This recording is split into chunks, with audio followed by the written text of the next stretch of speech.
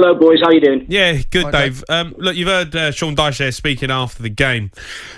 Bit of a shocking result, that, really. I know you're playing against a top side at the moment in Newcastle, who are, brushing teams aside, but needed more quality from Everton. Yeah, but I think before that game, if you spoke to most Evertonians, I think, being honest where we are and how the season's gone, you would look at that game and say, please, please, please, just get a draw from it. Or give yourself a great performance to go into the game against Leicester. And they've done completely the opposite. They're going to go into a game now that you do think you can win. Leicester, Wolves, Bournemouth, being absolutely probably demoralised and need a massive talking to and to get their heads right again. Yeah. Because that is the one result you didn't want tonight, and it's happened. You're up against a good team, though, mate. You're up against. Undoubtedly. Yeah, a great team. But your season is not going to be defined what you do against Newcastle. You've got Leicester on Monday evening away. Your season could be defined by that. If you get beat there, I mean, that puts real daylight between you and them, and then you are in. I mean, you're in trouble now, but that's terrible. No, I'm not disagreeing with that. Leicester is the game I'd be looking at. I think if you look at what we've got left, you have to realistically say you want something from Leicester, you want something potentially from Wolves, and you want something from Bournemouth. Mm-hmm. But what I'm saying is what you'd have wanted tonight, for me as an Evertonian, would have been a draw would have been phenomenal. I mean, don't get me wrong, the win, but the way things are at the moment, that would have been one of those absolute upsets. But you'd have wanted a performance that at least carried you into that Leicester game. Yeah. And you know what footballers are like and their heads, because you only have to look at teams like Villa. Villa have got the same team that they had with Gerrard. Yeah. Now, I live in the West Midlands. I work with a lot of Villa fans. They're not fickle, but they're close. But for me, they were calling for the heads of most of that team with Gerrard. And you'd think now to speak to them, they're a different team full of world beaters. It's the same squad. It's a great point. Yeah, you make a really good point. But who's that down to then, Dave? Is that down to Sean Dyche not getting the best out of them? Maybe he wasn't the right man for the job.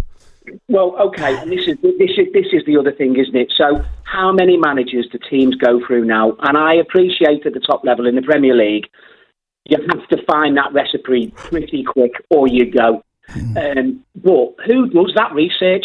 Who looks for that manager? Because you look at some of these managers, and for me, Lampard, Dyche, Benitez, they're different managers.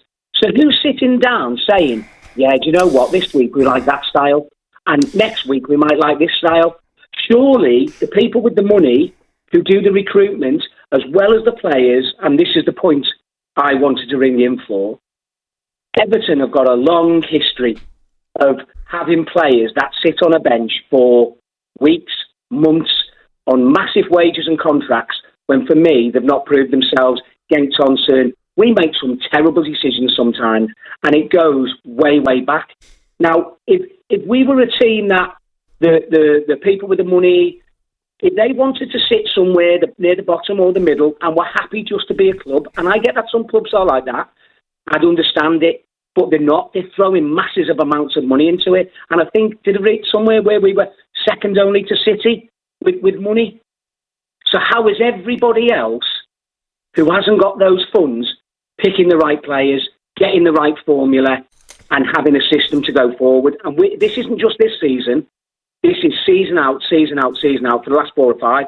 Yeah. And I just wonder when the fingers start getting pointed towards people who haven't got the love for it or don't seem to know what they're doing, why it's carrying on. Maybe getting relegated will be good for us. No, it's never good getting relegated. It's never good getting relegated. I know people say this, but no. Say that. I know you shouldn't say that, but if you look at reality, if you look at your Man City, if you look at your Villas, your Wolves, your Brightons, your Fulhams, they've all been there, come back stronger. I just worry that if we scrape it this year, do we carry on scraping it? Yeah, well, there has to be a point. It's a great call, Dave. You make some really good points, and I can't disagree with too much of it. But there is never a good point you get relegated from the Premier League, because you would rather reset, rip it up, and start again in the Premier League than you would in the Championship. But do you become very much, in the Premier League where you just trying to survive. No, well, survive. That's the survive. Point. Yeah, that's what he's saying. But there has to be a change of plan. And he mentioned those clubs and about recruitment. Bless you. You mentioned about recruitment is absolutely key. You've seen what Newcastle have done. You've seen what Brighton have done. You've seen what Chelsea have done. Yeah. You know, clubs that get it right and clubs that don't. So there has to be a strategy. There's got to be long-term joined-up thinking. And the whole club has got to move in the same direction. I don't think there's a better club than Brighton at doing that. Yeah. On a budget, and we're not talking about Brentford. a shoestring. Brentford. Another one. Yeah, I mean, you're right. But I think the best that I can think of right now, Brighton. Newcastle and Brighton are the two that I can think of that have gone in, recruited, and they have a plan. And even when things become difficult, and part of that plan, i.e. the manager with Potter, comes out, there's still that joined-up thinking. They move forward in the same direction under the same influence about what everyone is doing in that football club. Everton is stark contrast. It's been a disaster for a number of, not just this. Yeah, of course. 3, 4. Since Mashiri's come in, they spent, was it $750 million? Yeah. Some of their money they've spent has been an absolute Horlicks. Yeah.